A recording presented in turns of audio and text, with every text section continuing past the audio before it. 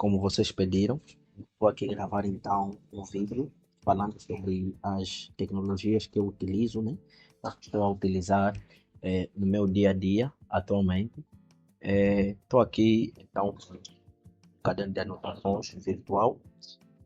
Praticamente eu vou aqui apresentar, né, um projeto, né, uma aplicação web em que eu estou a trabalhar agora. Essa aplicação web está construída com Next.js, ok? Com Next.js e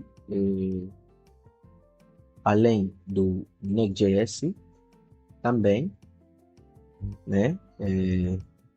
Vou usar aqui o Drizzle, ORM, e também estou a utilizar aqui o PostgreSQL, o Docker, tá? Eu vou explicar cada uma delas. O Next, na verdade, a sua versão 16, tá? A versão atual no momento que eu estou a gravar esse vídeo. E, claro, em termos de front-end, estou a usar o React, Tailwind, CSS e o Hero UI. Ok. Boa, pessoal. Então, até aqui, né? Essas são as tags. Eu vou rapidamente aqui apresentar a aplicação para vocês poderem ver. Vou explicar um pouquinho do código e vou dar detalhes sobre cada uma dessas libs que estão aqui.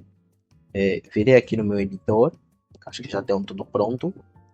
Vou aqui abrir o terminal, né? E rodar aqui a minha aplicação com run dev, ou seja, npm run dev, dependendo aí da lib que estão a utilizar para gerenciar os pacotes, né, ou as dependências. Executo a minha aplicação,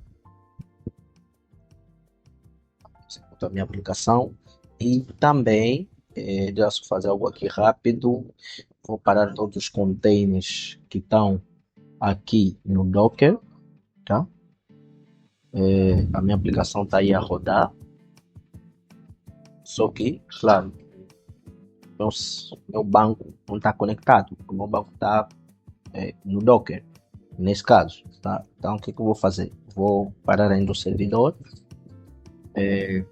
Eu tenho aqui um arquivo chamado Docker Compose, ok? O Docker Compose é um arquivo que nos permite, a partir de código, criar a nossa infraestrutura.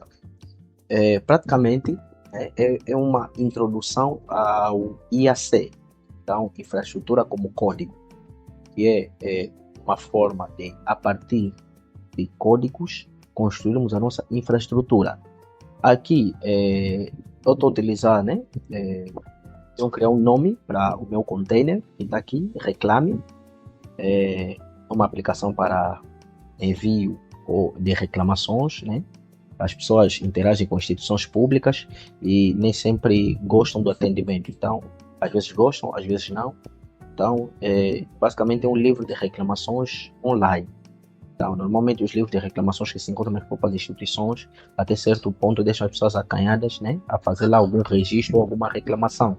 Então, a partir desse livro de reclamações online, né, então as pessoas, de uma forma anônima, mais segura, podem efetuar suas reclamações a determinadas instituições, e a instituição responsável por recolher todas as informações pode dar o seu devido tratamento e análise.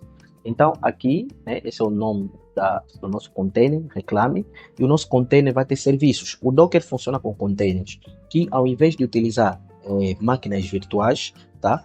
O Docker funciona do seguinte modo. Eu tenho aqui, primeiro, imagens, tá? Essas imagens podem ser de Postgre, de MySQL, PHP-admin, Redis, MongoDB e por aí vai, tá? Para eu não ter, por exemplo, um MySQL da vida, um Workbench, o Champ, um AMP, para um Postgre, um PGAdmin, para um Redis Atlas, para um MongoDB, Atlas. Então, para eu não ter vários softwares gerenciando cada um deles especificamente o meu banco de dados, Então, eu posso ter imagens Docker de cada um desses SGBDs, né? Podemos assim dizer, e sempre que eu precisar de um banco específico, o Docker vai gerenciar, né, esses containers que vão utilizando as imagens. Por exemplo, eu tenho aqui a minha imagem do Postgre, tá? Tenho aqui a minha imagem do Postgre. Essa minha imagem do Postgre pode ter vários containers, ou seja, vários bancos de dados Postgre utilizando essa mesma imagem, tanto também vários bancos de dados MySQL utilizando essa mesma imagem. Não terei conflitos de portas, porque o Docker vai orquestrar, vai gerenciar isso de uma forma automática. E o Docker, claro, esse arquivo Docker Compose pode ser levado para a AWS ou para um outro tipo de serviço de cloud. Facilmente esse código sobe para lá e cria-se então os meus containers e a minha infraestrutura. Então o Docker veio para eliminar aquela questão de funciona na minha máquina.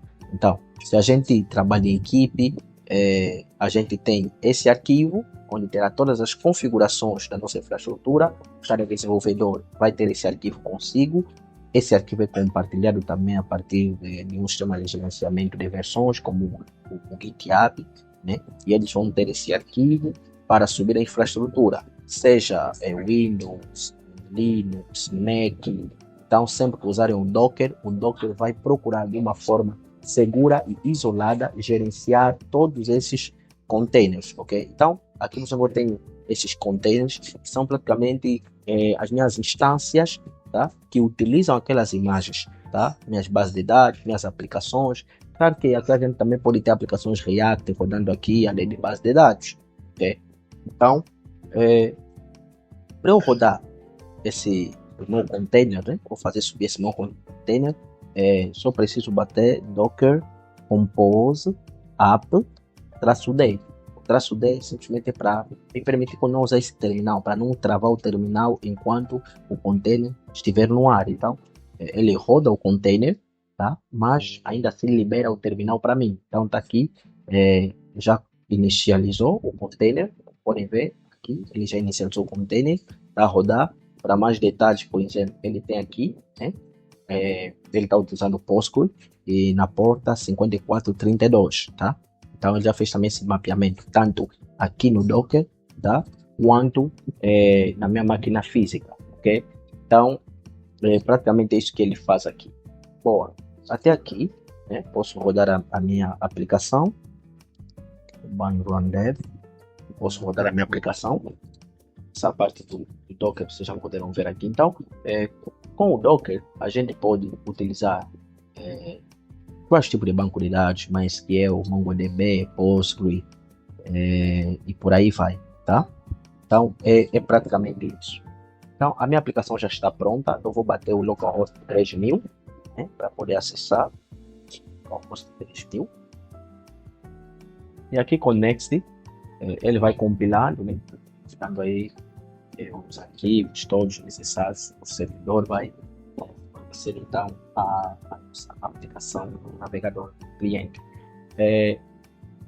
Enquanto processa, de volta aqui das minhas stacks, né? Nessa lista que a gente tem aqui.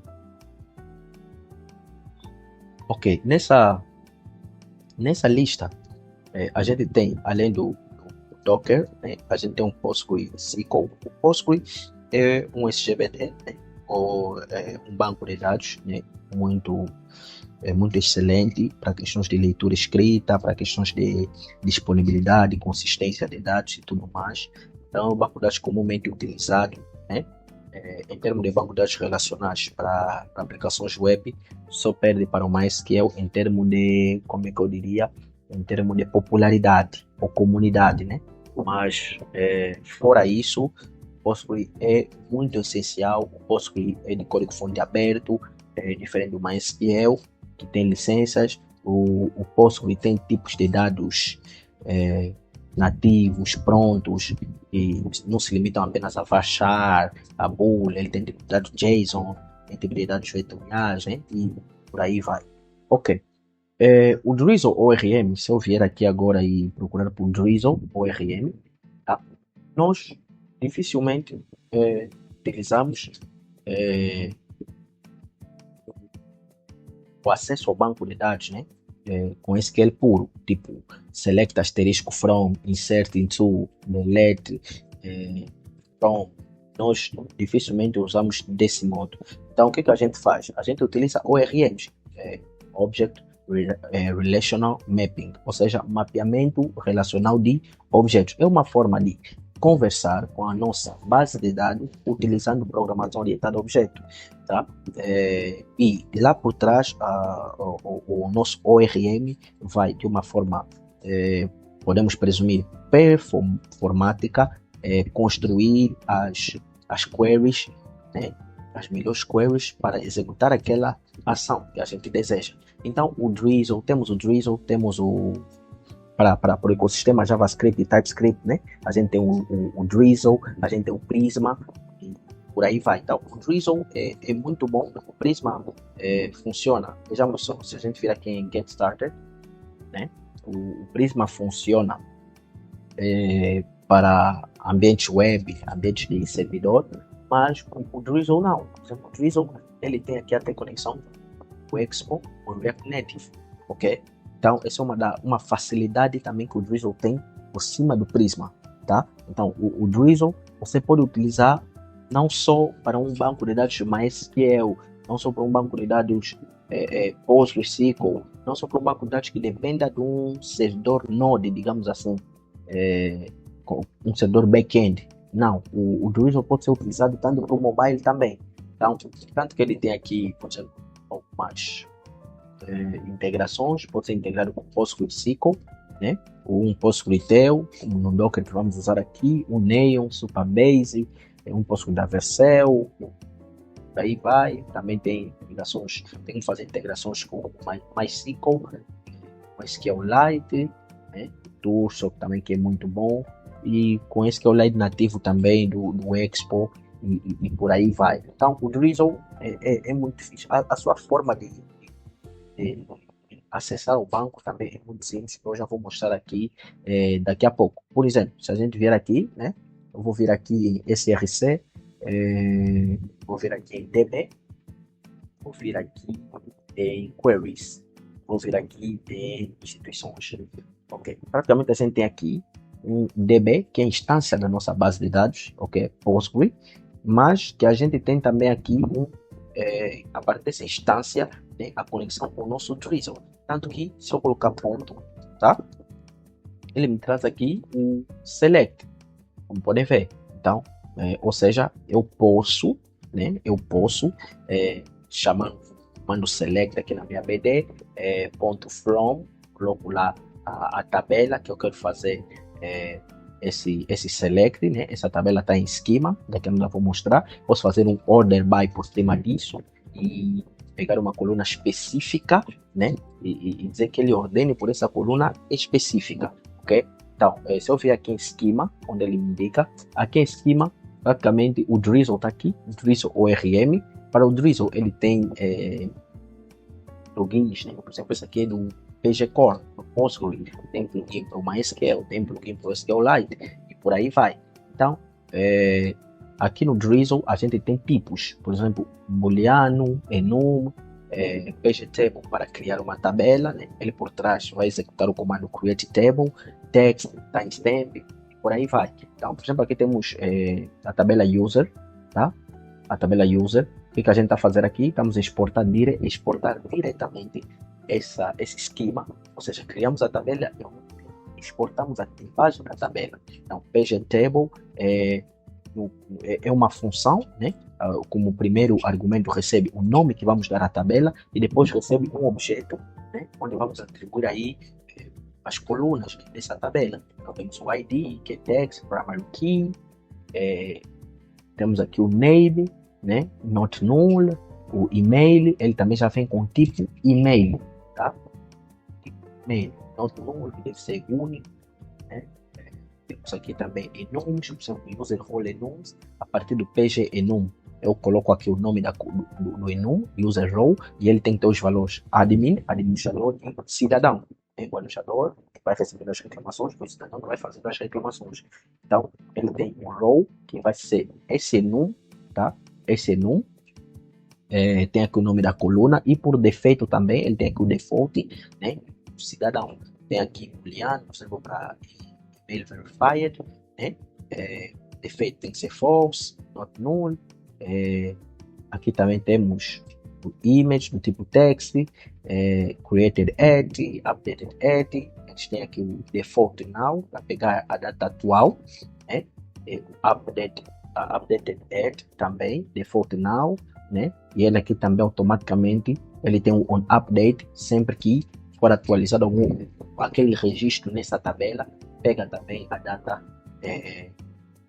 momento atual. Então a gente tem aqui até, por exemplo, uma das vantagens também do Drizzle, né?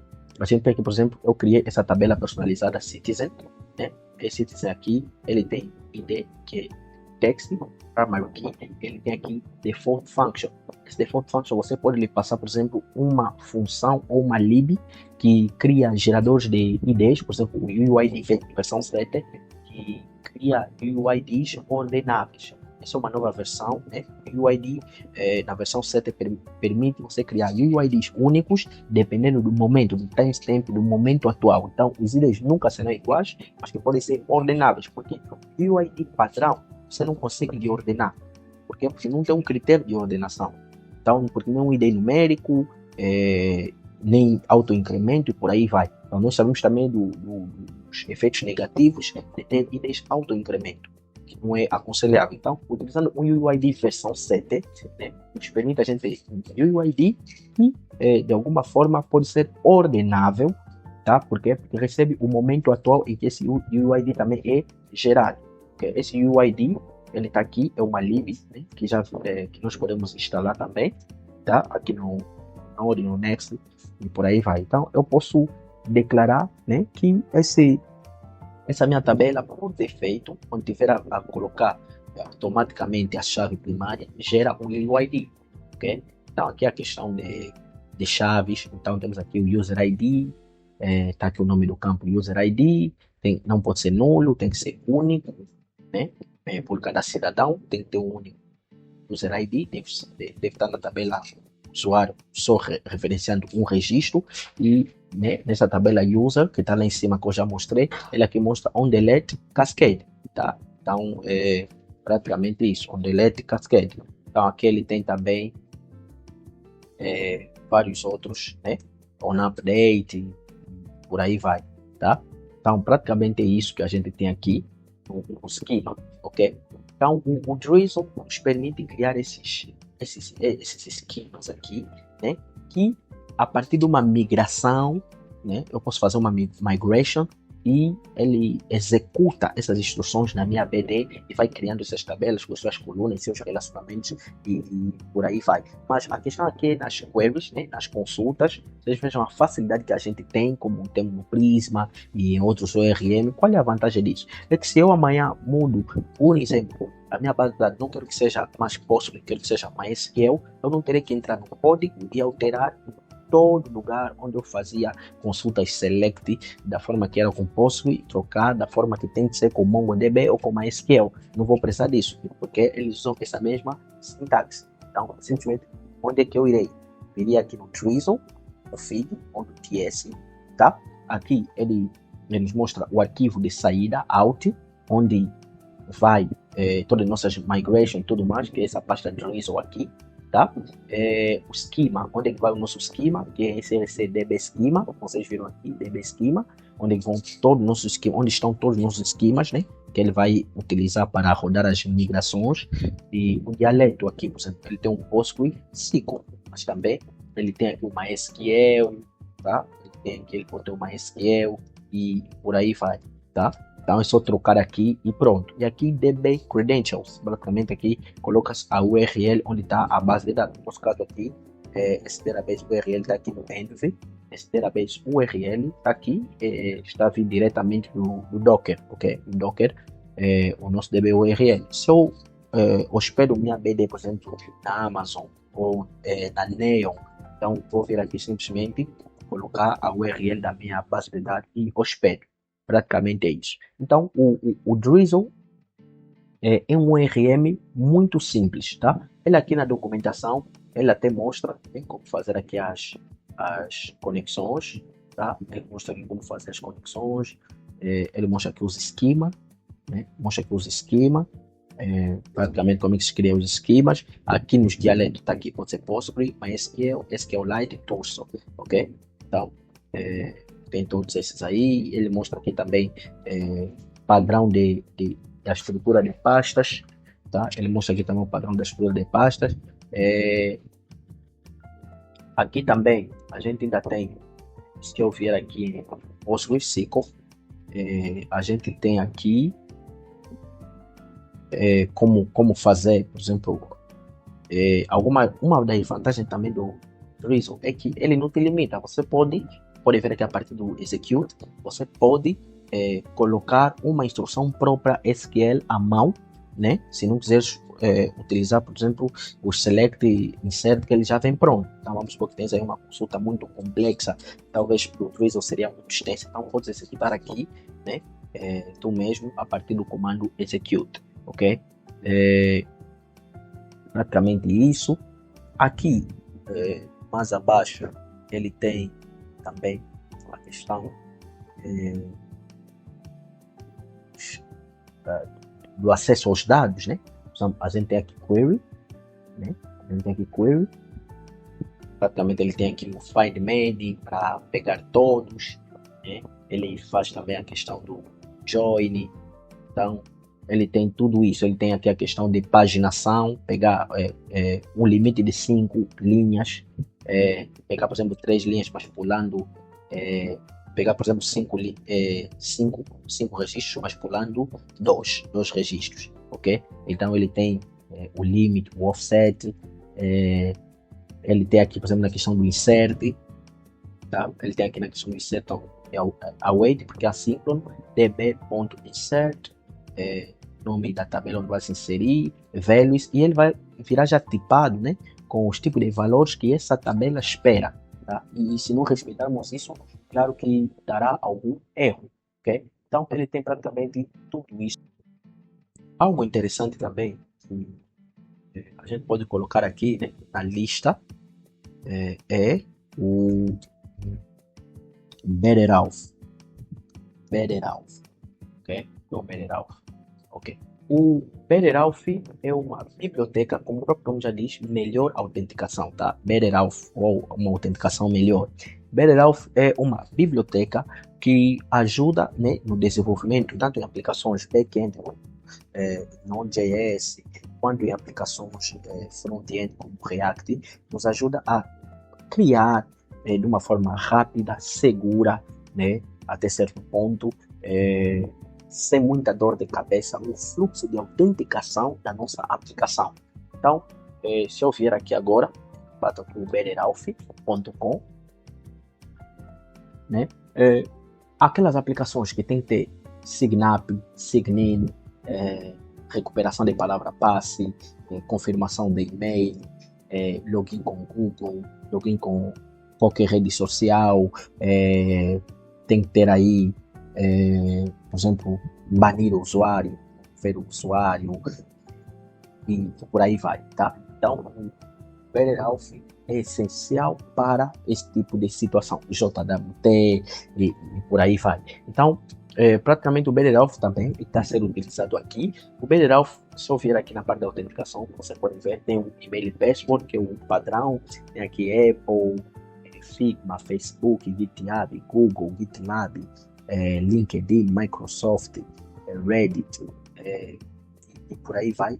TikTok, várias redes sociais aqui para se fazer o login, tá? Posso fazer login a partir de todas essas redes sociais aqui na aba de autenticações. O BetterAuth também dá para se conectar com MySQL, com SQLite, PostgreSQL, com Microsoft SQL, tá? O SQL Server. Também ele tem alguns adaptadores, por exemplo, o Drizzle, né? Tem como juntar BetterAuth com Drizzle, que praticamente para a gente não, porque aqui o BetterAuth praticamente ele faz todo o processo de, se um usuário criar conta a partir do Betterhelp, o Betterhelp envia essa informação diretamente na nossa base de dados, tá? Praticamente é isso que o Betterhelp faz. Então, vou aqui exemplificar rapidamente. Se eu tenho aqui, o meu Betterhelp, tá? Então, esse aqui é o Betterhelp. Esse aqui é o Betterhelp. Esse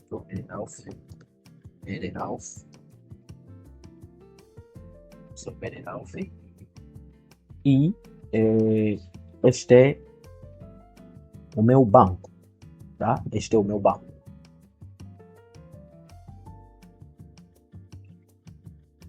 De dados. Então, PostgreSQL. Esse é o meu banco de dados. O que vai acontecer? Existe aqui, né, uma camada, né, aqui, uma ligação entre o usuário e o Betterhelp, tá? Então, aqui, cliente, temos o nosso cliente, tá? Então, o que vai acontecer? Aqui eu posso colocar também, já que foco no Betterhelp, eu posso colocar também aqui outra camada, que é da minha aplicação, tá? Seja Next, no nosso caso aqui, aplicação Next.js. Ok. Aqui, porque aqui eu não estou praticamente a utilizar um back-end Node à parte, eu estou a utilizar o Betterhelp diretamente aqui. Então, o que acontece? Se o nosso cliente quer fazer aqui uma operação, suponhamos que seja aqui, vamos lá dizer assim, vamos que seja um cadastro, um login e por aí vai, tá? Então, um sign-up ou sign-in, tá? Que são os mais comuns. São os mais comuns, tá? Se ele quiser fazer sign-up ou sign-in, bate no Betterhelp e o Betterhelp, por sua vez, faz o processo tanto de se comunicar com o nosso banco de dados, quanto de se comunicar com a nossa aplicação, tá? Então, o processo, na verdade, é este, tá? Então, quero criar conta. Boa, se quer criar conta, sem problema. Quero fazer login, vai bater no Betterhelp, o Betterhelp vai verificar todos os fluxos de autenticação com Google, qualquer rede social, ou apenas e-mail e palavra passe, inserir essa informação no teu banco de dados. Olha, mas o usuário foi cadastrado na aplicação, esse usuário tem e-mail confirmado ou não tem e-mail confirmado. Se for login com o Google, os dados daquele usuário, ao fazer o login com o Google, entram aqui, né? Banco de dados, a imagem dele lá no Google e o token lá no Google, o JWT, tudo isso é gerido aqui pelo Betterhelp e é enviado no banco PostgreSQL. A sessão, a última sessão que ele fez e por aí vai, tudo isso, né? Tudo isso é gerido, né? Aí no Betterhelp e é entregue ao banco de dados PostgreSQL. E a nossa aplicação também, né? Claro que eles podem fazer o processo inverso também, tá? Bilateral, porque a nossa aplicação também pode receber, tá? A parte daqui do Betterhelp pode verificar a sessão daquele usuário para ele redirecionar numa rota pública, numa rota privada e por aí vai, tá? Então, isso tudo eu vou mostrar daqui a pouco na prática, tá? Mas praticamente é isso que o Betterhelp faz. Então, você tem uma biblioteca que trata de toda a parte da autenticação e todo esse fluxo de autenticação que ele trata envia no teu banco de dados e na tua aplicação. Então, o JWT, as sessões dos usuários, os usuários cadastrados e tudo mais, tudo isso ele pode enviar no Postgre, pode enviar também na aplicação. Agora, vamos supor que é um app de delivery, né? De entrega de comida. Só a questão da autenticação é que passa aqui pelo Postgre e pela aplicação Next.js. Mas se for, por exemplo, uma questão de, vamos lá supor, o usuário já está logado, ou seja, não precisa de login, por exemplo, para visualizar os produtos. Então isso não bate no Betterauth, isso pode vir diretamente do cliente para a nossa aplicação Next. Tá? Pode vir diretamente do cliente para a nossa aplicação Next. Pode vir diretamente, tá? Sem nenhum problema. Pode vir diretamente. E claro, nossa aplicação Next também, nem sempre, né, vai precisar de bater aí no Betterauth. Ele pode também bater diretamente na nossa base de dados. Então, o Betterauth é só para as questões de autenticação. JWT, criação de conta, login, recuperação de palavra-passe, banir o usuário, te dar alguns privilégios ou não, por aí vai. Então, esse é o Betterauth. Ok. Até aqui, né? Vocês podem ver aqui, por exemplo, se eu vir aqui em Drizzle, né, ele tem como fazer essa conexão. E em integrações, né? A gente pode aqui fazer integrações com Next, que foi feito aqui, mas também, né, para aplicações full stack. Aquelas aplicações como Next, ele tem o back-end e o front-end juntos.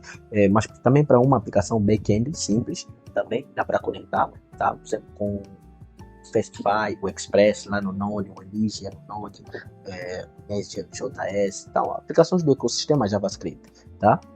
Para o back-end, vamos supor que toda essa configuração do Betterauth tu faças no back-end próprio e front-end console, na boa também. E temos também para aplicações mobile, Expo, Linksy, né? E por aí vai. Também dá para conectar com o Betterauth, ok? E se eu vier aqui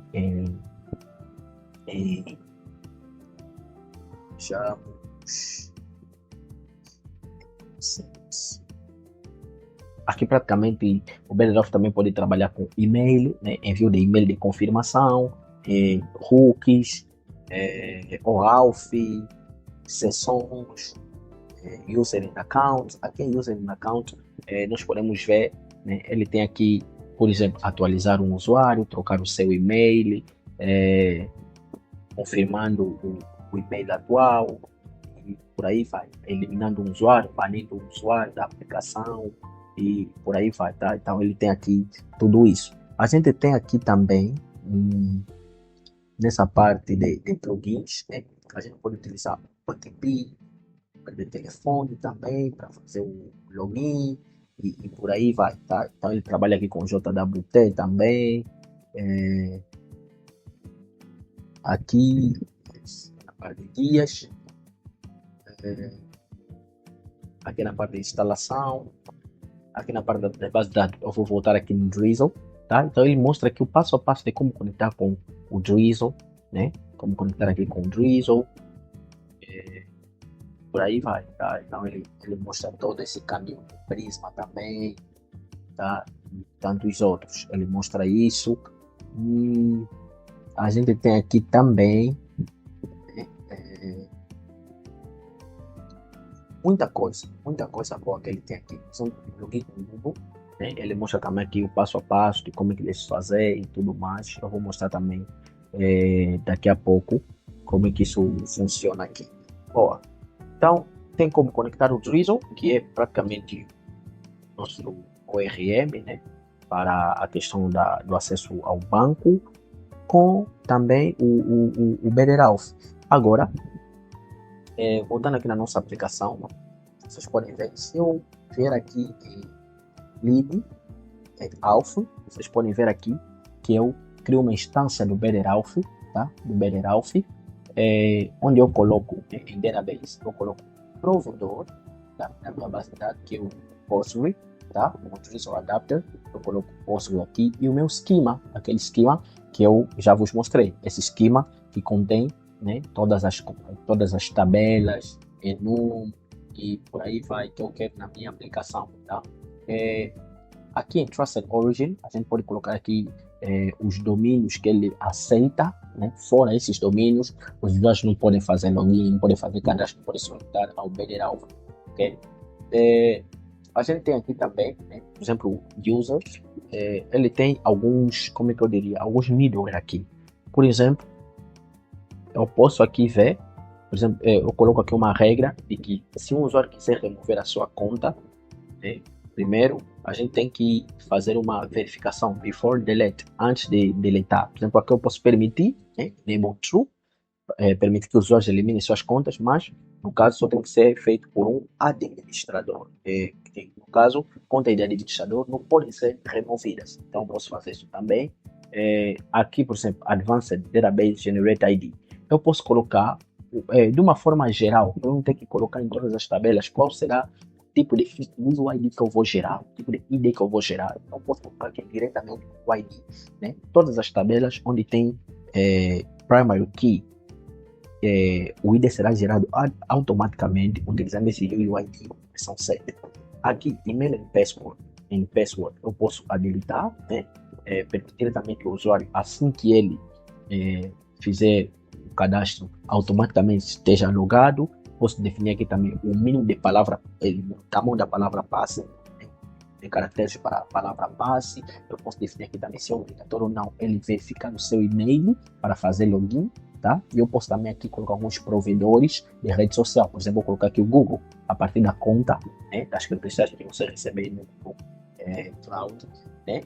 E por aí vai. Então, a gente tem aqui muita coisa boa. Por exemplo, aqui eu tenho hooks. Esses hooks, por exemplo, são hooks que, vamos supor, assim que ele criar a conta, faça determinada coisa. Tá?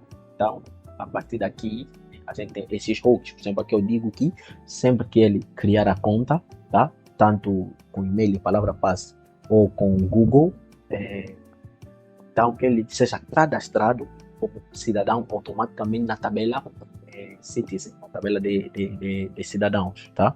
Ok, então praticamente é isso aí. Então, aqui é o BetterAuth, né? Ele tem aqui em fazer a conexão, tá? Na verdade, a conexão do BetterAuth com Postgre é feito mesmo a partir daqui, tá? Porque eu coloco aqui no Drizzle Adapter, eu coloco a minha base de dados PostgreSQL, tá? Então essa é a conexão. O Drizzle aqui cria uma instância no node Postgre, o caminho onde está a minha base de dados e eu entrego isso no BetterAuth. É isso que vai fazer a partir do Drizzle Adapter do BetterAuth, Adapter Drizzle, tá? É isso que faz essa comunicação que eu aqui coloquei entre o BetterAuth e a minha ED. É a partir disso, tá? E onde tem então a comunicação entre o BetterAuth e a aplicação Next.js? A gente tem aqui também o middleware, tá? O middleware. Por exemplo, aqui, tá? Eu quero verificar se ele não tiver autenticado, pode acessar o dashboard. Então aqui no middleware eu tenho isso. No middleware eu posso pegar o auth, tá? Que é do BetterAuth, né? Nós já vimos aqui, é do BetterAuth, esse auth é do BetterAuth, tá? Então aqui no middleware eu posso pegar esse auth, pego a seção do usuário, pego os headers, tá? E aqui eu posso verificar a partir dessa seção, eu posso verificar, por exemplo, aqui, se o usuário não tiver seção e tentar acessar uma rota protegida, tá? Rotas protegidas são esses dashboard e reportar. Então, uma rota para ver o dashboard do administrador ou para reportar uma reclamação. Então, se ele não tem seção, quiser ser uma rota protegida, o Next deve me redirecionar para login, tá? Se ele tiver seção, mas o nível dele não é admin, tentar acessar uma rota de admin, então deve me redirecionar para a rota de reclamações, né? Porque ele está logado e não vai redirecionar para login. Então, praticamente aqui é um middle que acessa, tá? O BetterAuth para verificar a sessão do usuário. Porque não é simplesmente a parte da aplicação, eu pego aqui no Postgre. Não, eu posso pegar o nome do usuário aqui no meu banco, mas as informações da sua sessão, se essa sessão está mesmo ativa ou não. O BetterAuth se conecta diretamente com o navegador para verificar o token. Então, é a partir desse get session que eu faço aqui, tá? O BetterAuth consegue acessar o do navegador, tá? E retornar se esse usuário está mesmo logado ou não, e se o token ainda é válido ou se já expirou, ok? Então, é praticamente isso, né, que a gente tem aqui. Em termos de estrutura de pastas, bem, o Next ele automaticamente aqui faz, né, essa questão da estrutura, assim como acontece com o Expo. Assim que nós criamos uma pasta, ele automaticamente já identifica que é uma rota, tá? Então, barra login lá no front-end do navegador, barra dashboard, barra criar conta e por aí vai, tá? Então, é isso aí. Boa. Vindo agora aqui, né, para a questão da nossa aplicação. A nossa aplicação foi feita com React, Tailwind e Hero UI, tá? Se eu vier aqui na nossa aplicação, tá? Essa é a nossa aplicação, vou aqui fechar, tá? Essa é a nossa aplicação. Então, a nossa aplicação, tá? Como vocês podem ver aqui, diz aqui, reclame, onde o cliente tem voz. Então, é uma plataforma de reclamações e feedback do público sobre o atendimento em instituições. Então, praticamente é isso. Todos esses efeitos aqui como foram feitos com Tailwind, tá? Mas essa é uma aplicação React e Tailwind CSS, tá? Então, praticamente aqui ele nos mostra as instituições. Vocês recordam, essas instituições estão aqui em ordem alfabética, A, E, H, K. Em ordem alfabética. Por que estão em ordem alfabética? Porque aqui, né, quando eu vim aqui em DB, Queries, instituições, eu fiz um order by, né, institution ponto name, ok? Fiz então esse order by aqui. Então a gente aqui pode fazer muita coisa além do order by. A gente pode fazer um filtro específico aqui, por aí vai, tá? Pode fazer tanta coisa aqui com isso, mas esse não é o foco agora. Então até aqui, né? Ele faz essa consulta, tá? Por exemplo, aqui o usuário não está logado, e se eu quiser acessar a rota dashboard, tá? Vou pegar a rota dashboard, vou acessar aqui a rota dashboard,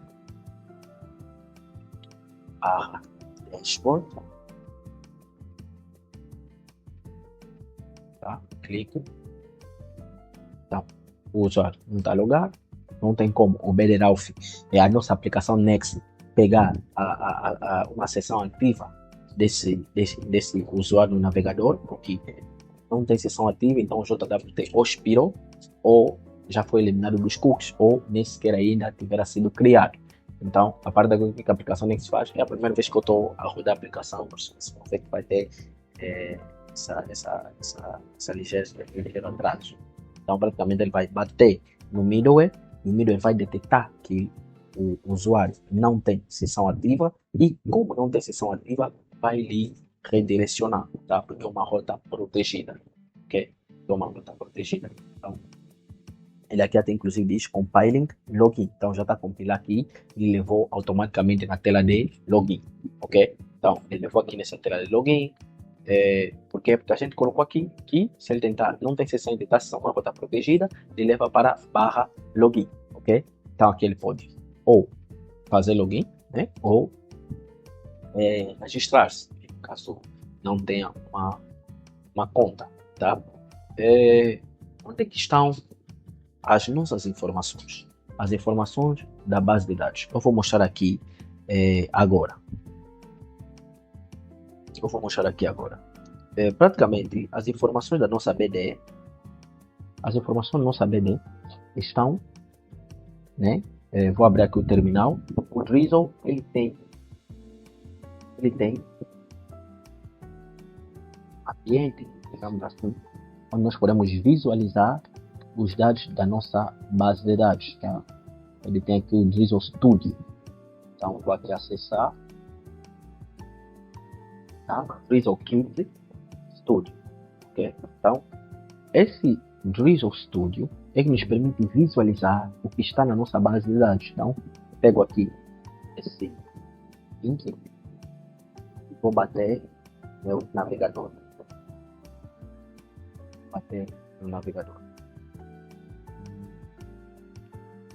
Então, a partir daqui, o Drizzle, como tem conexão com a nossa BD, consegue nos trazer aqui todas as nossas informações. De lembrar que essa base de dados é local. Então, todas as nossas tabelas estão aqui. Tabela de usuários, tabela de sessões, tabela de contas, ok? Então, por exemplo, aqui, né, ele tem aqui a seção do usuário, tá? A seção do usuário, o token JWT, quando vai expirar, o endereço IP, navegador, o ID do usuário dessa sessão. Então ele tem todo esse registro aqui. Na parte dos usuários também, ele tem o nome do usuário, o e-mail, o nível do usuário, se o e-mail está verificado ou não, a imagem, ele talvez pode pegar já a partir do login social, tá? E ele tem tudo isso aqui.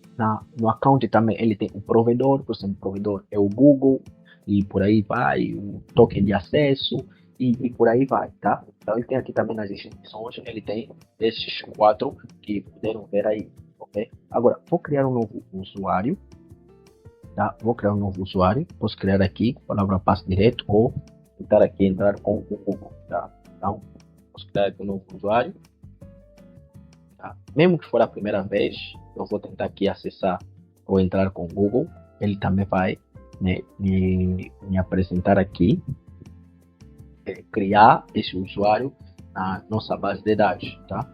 Então, aqui, por exemplo, eu já tenho uma conta, se vocês puderam ver, eu já tenho, tá? Já tenho uma conta aqui, então com esse meu e-mail aqui, eu já tenho uma conta, então, praticamente não farei isso, então vou só voltar para isso, vou criar aqui o e-mail agora, uma conta agora, a questão é, ao criar essa conta, automaticamente ele tem que cadastrar também como cidadão, tá? Então isso que a gente vai fazer agora. Vou criar aqui Jaime Manuel, o e-mail Jaime César Manuel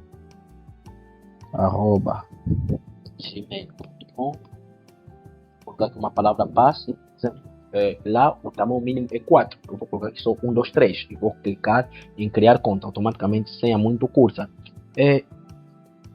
Eu não tive que fazer um if else. O que aconteceu aqui? A gente tem um auth errors, que você pode ver aqui, e tem um mapeado todos os tipos de erros que o BDRAW pode retornar, e eu traduzo esses erros para português. De modo que, sempre que há um erro, ele vem aqui, vai mapear o erro, vai pegar o erro que está em inglês e vai devolver o seu correspondente em português, tá? Esses erros que o BDRAW em si retorna. Tá? Então, coloco aqui agora o 4 em criar conta. Então, conta vai ser criada com sucesso e automaticamente ele vai ter o login feito. Tá? Então, nós fizemos auto sign e automaticamente também vai lhe levar na página principal já logado. Okay? Então, tá aqui, por exemplo, já está aqui, essa parte toda ainda não foi feita, tá? Mas ele já está aqui. No dashboard, se eu vir aqui, vocês podem ver dashboard, reclamações, por quê? Porque ele não é um administrador, então tem reclamações, ele tem o seu perfil, essa parte do perfil, acredito que já tenha feito, acho que já consegue fazer essa parte do perfil do usuário, tá? Então, quando ele cria a conta, ele é redirecionado aqui, tá? Então ele já vem aqui, tem uma API que retorna imagens de avatar de usuários automáticos, tá?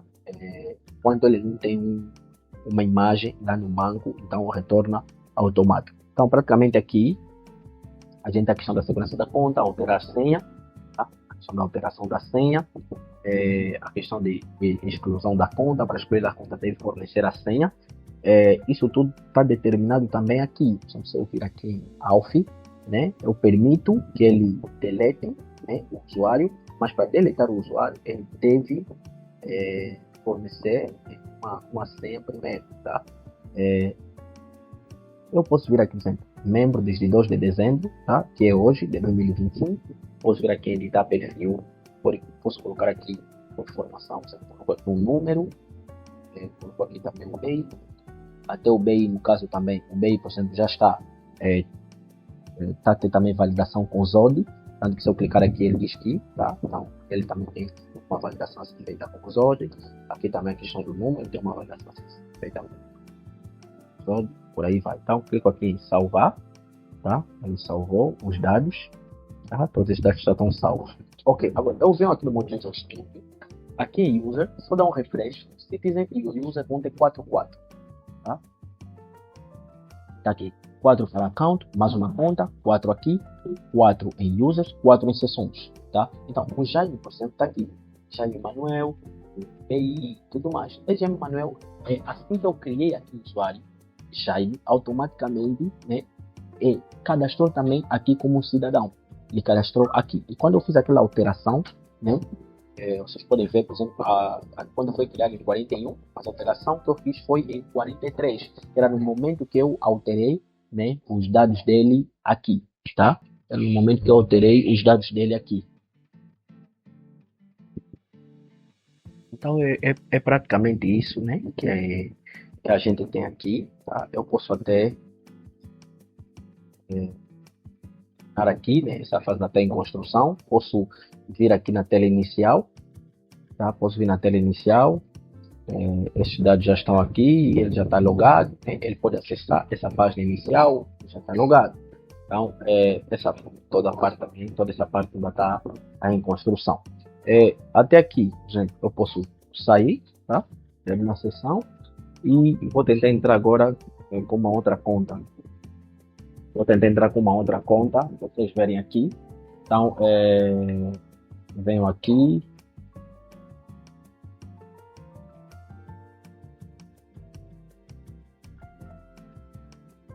Aqui, venho aqui entrar, novamente, entrar com Google. Eu vou entrar a partir desta minha conta.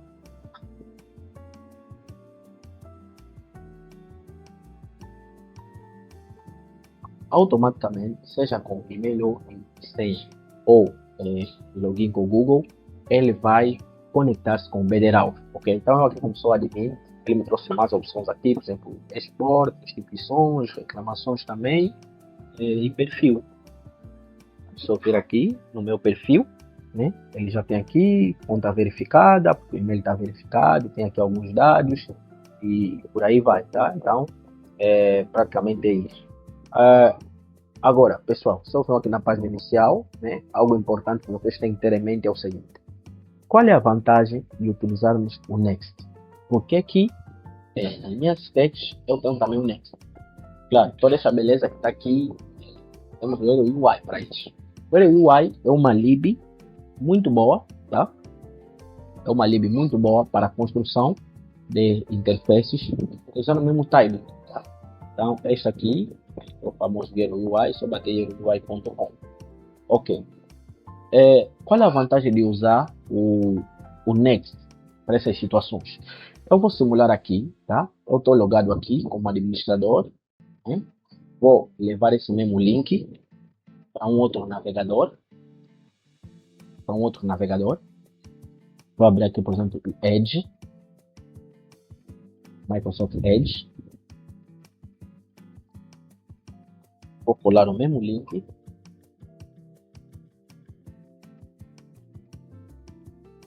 Tá? E vou vos mostrar aqui um dos fatores importantes de utilizar o Next.js. Okay?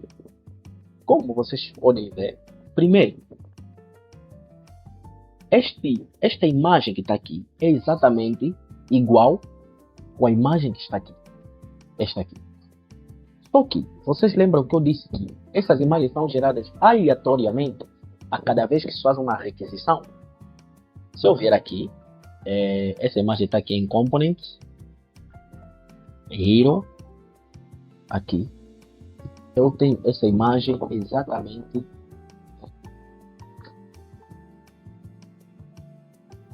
eu tenho Ana Maria, não é? Está aqui a Ana Maria, está aqui a imagem. Essa URL. Essa URL traz imagens aleatórias. Tanto que se eu bater novamente aqui,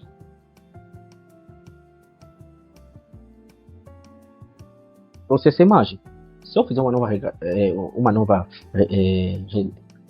requisição, recarregar a página, cada vez que eu faço uma requisição, traz novas imagens, tá? Mas por que que ao acessar nesse navegador, cada navegador fez a sua própria requisição? Não.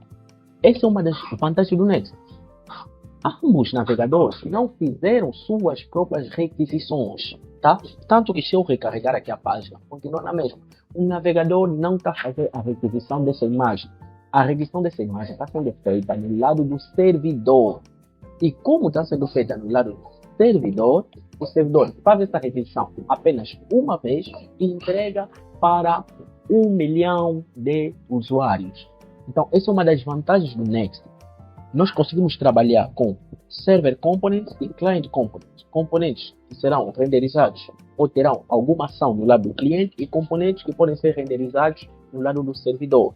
No caso, eu sou um componente que foi renderizado no lado do servidor. Mas vocês podem ver aqui animações, certo? Por que foi renderizado no lado do servidor? E como é que a gente tem a certeza disso? É porque a gente está usando aqui o image. Esse image é do próprio Next.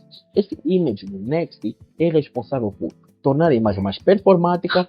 Se a imagem é do tipo PNG, o Next converte para WebP, que é mais leve, ok? Que é mais leve e por aí vai, ok? Então, essa é uma das vantagens.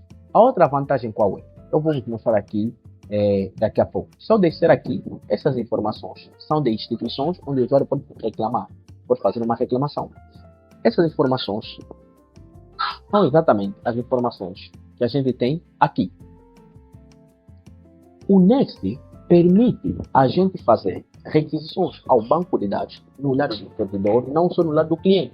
Porque a gente tinha aplicações que o usuário entra no website, e até hoje temos, o usuário entra no website e os seus dados móveis não demoram. Tá? Se ele não está usando uma rede Wi-Fi, está utilizando a internet do seu telemóvel, os dados não demoram. Por que os dados não demoram?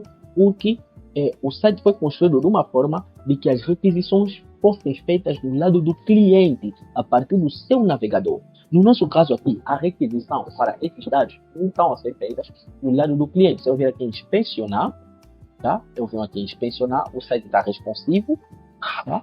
Eu vir aqui em inspecionar, venho aqui em Network, acho que ver aqui em Network, certo? Ver aqui em Network, ok. E vou recarregar a página, tá? Recarrego a página. Vou filtrar só requisições fetch. Então aqui, todas as requisições fetch. Nenhuma requisição aqui está sendo feita a uma API, localhost, a um backend. Não, porque essa requisição foi feita no lado do servidor. Como é que a gente pode ter certeza disso? Além daqui, vejam só o que eu vou fazer. O Next nos permite, se eu voltar aqui, o Next nos permite fazer o seguinte.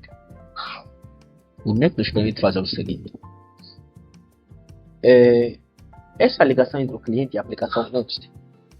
O primeiro cliente, o primeiro navegador, ou a primeira requisição, acessa o banco. A segunda e as demais acessam o cache. Ok? Então, com isso aqui, o que nos permite?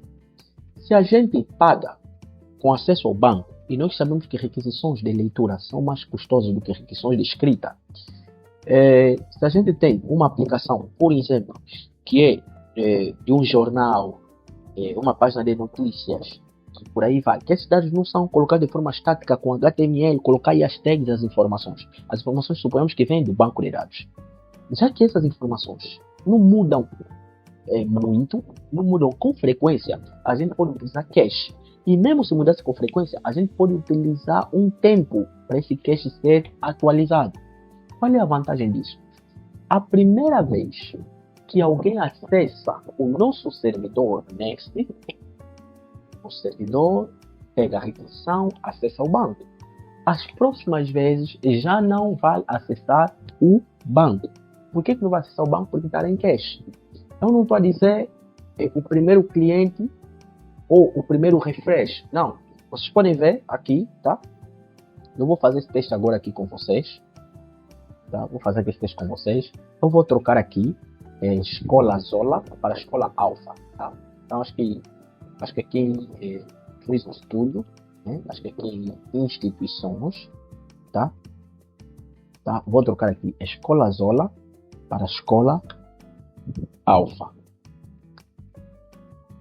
Tá aí. Venho aqui, dou refresh, tá?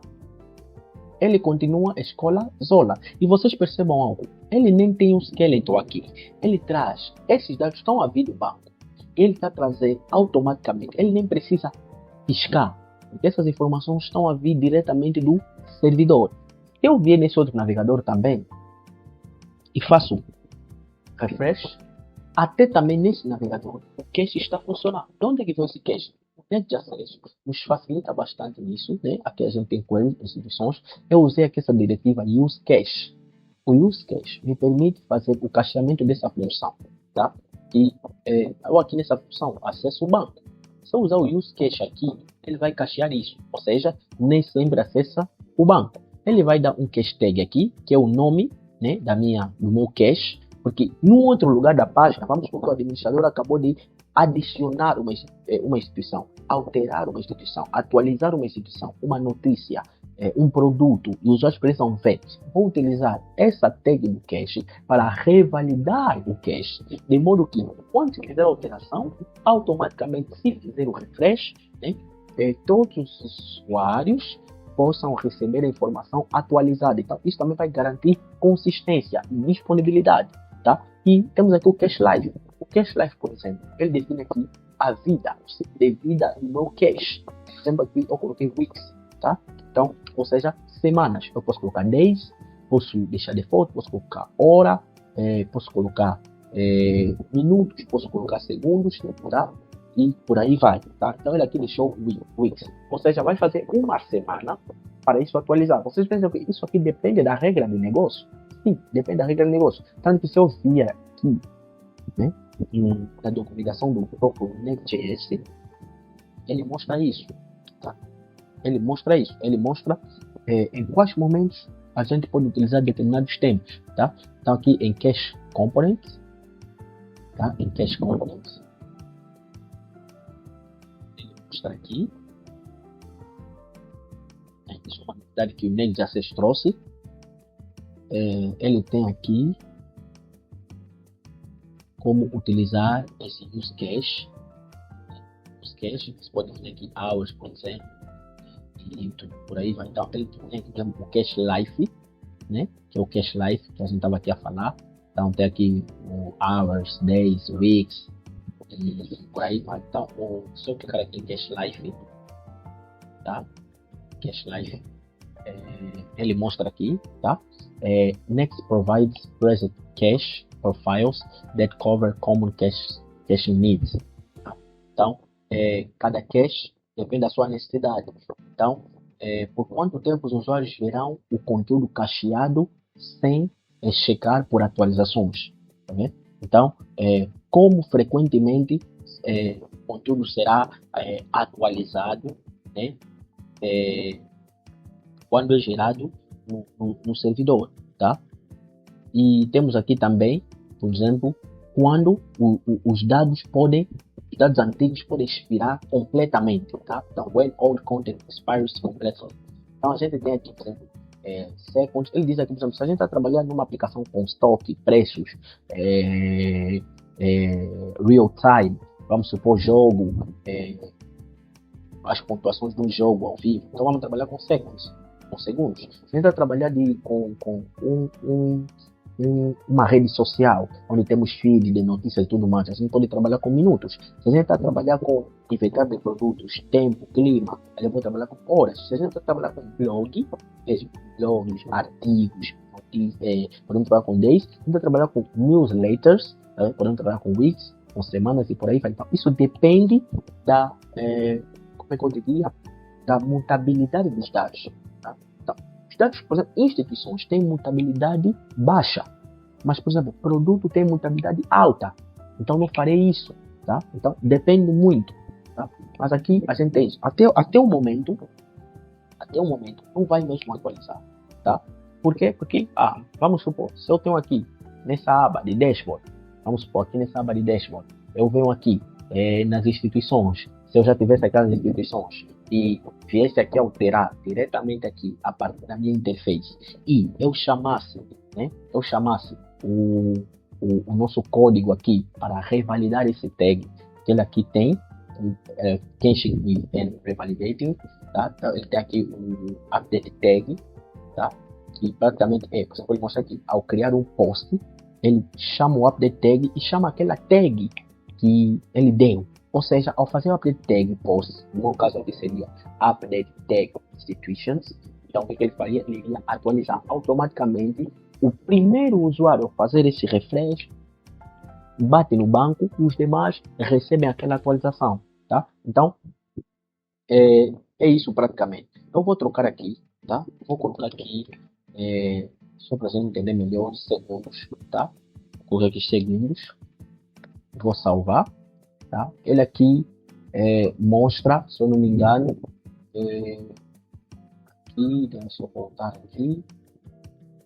Ele mostra em termos de segundos, né? Segundos aqui, ele mostra também isso, tá?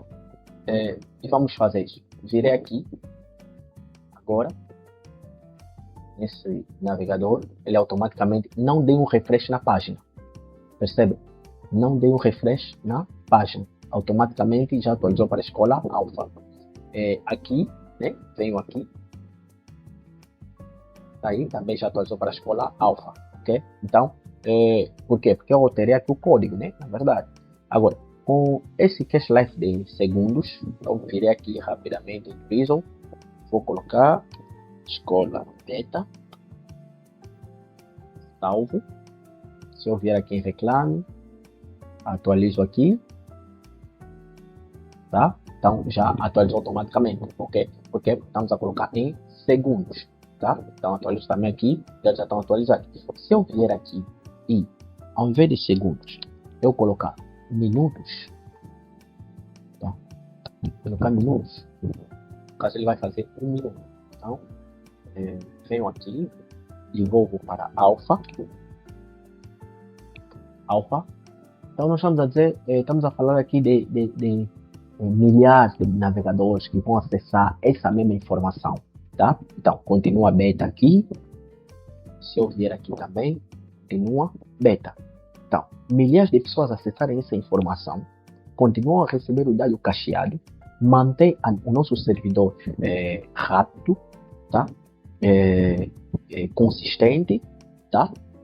Até uma nova atualização que o administrador vai fazer nessa informação e que a gente vai atualizar. Quando a gente atualizar, só o primeiro é que bate novamente no banco e os demais continuam a receber a informação cacheada. Então, é só uma questão de esperarmos até bater 1 minuto, né? E ele vai fazer aqui a atualização, tá? Então, nós devolvemos aí a escola beta para a escola alfa, ok? Então, praticamente é isso que eu queria aqui apresentar, né? As vantagens de utilizar essas techs, sobretudo o Next.js, torna as nossas aplicações mais performáticas, reduzem a carga do servidor, reduzem inclusive também a carga do acesso ao banco, reduz também a carga, no caso a carga do cliente, né, que vai acessar o nosso navegador ou a nossa página, tá? Então facilita também a vida do cliente nesse caso. Então são inúmeras vantagens de utilizar essas stacks que a gente está a utilizar aqui, ok? Então vou aqui dar um refresh, está aqui escola alfa, agora atualizou, e aqui também escola alfa, está aqui agora atualizou. Então isso depende muito de como é que a gente vai trabalhar com essa questão de cache aqui no Next, tá? Então essa é a função que chama os dados no banco, está separado. Se a gente vir aqui em Institution List, né? Na verdade aqui a gente tem Page, tá? Essa é a página principal. A página principal tem Institution List, tá aqui, é um componente que eu lhe passo os dados, tá? Instituições que eu chamo de Wait Get Institutions.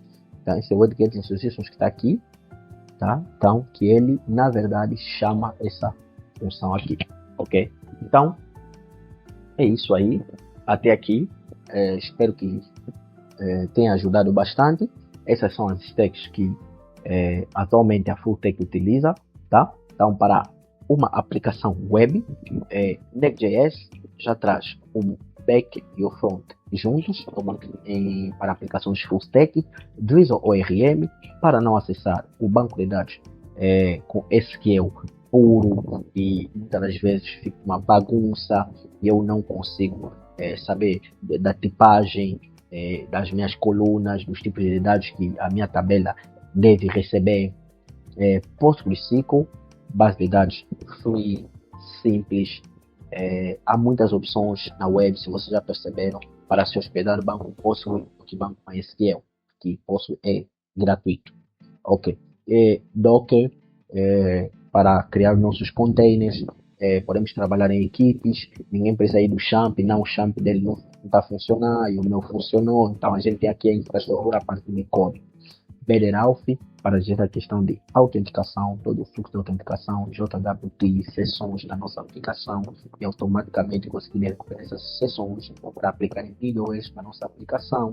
Isso tudo diretamente integrado à nossa base de dados.